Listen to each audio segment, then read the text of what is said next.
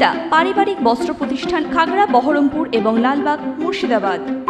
একদিকে বাবরি মসজিদ, অন্যদিকে বহরমপুরের বাঞ্জেটিয়ায় রাম মন্দিরের শিলান্যাস করা হলো।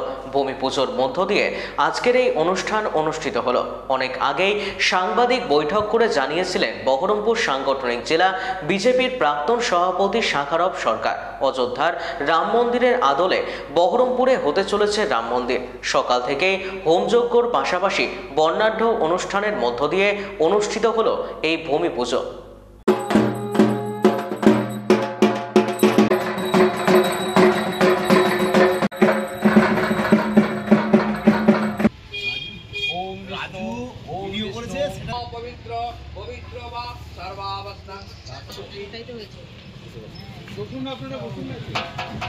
আজকে আমি যেভাবে আগেই বলেছিলাম 6ই ডিসেম্বর আমাদের রাম মন্দিরের শিলান্যাস হবে, শিলা পুজো হবে।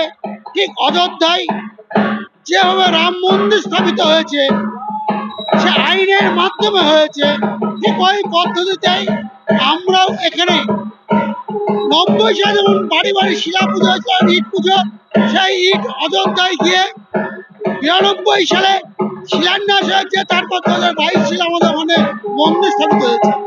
আমরাও সময়টা আরো কম নেব, কিন্তু পদ্ধতিগত এক থাকবে। আমাদের আজকে শিলা পুজো হচ্ছে, আজকে 6ই ডিসেম্বর, কালকে 7ই ডিসেম্বর আমাদের গীতা পাঠ আছে।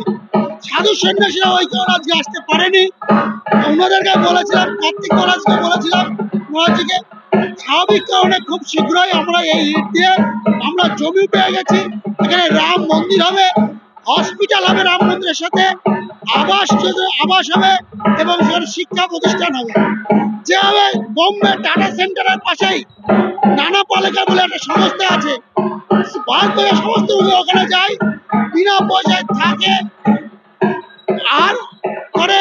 ঠিক ওই কাজে আমরা এখানে আবাসন করবো, যাতে বিভিন্ন জায়গার মানুষ এখানে চিকিৎসা করতে আসবে, সেখানে ফ্রিতে থাকা খাওয়ার ব্যবস্থা হবে।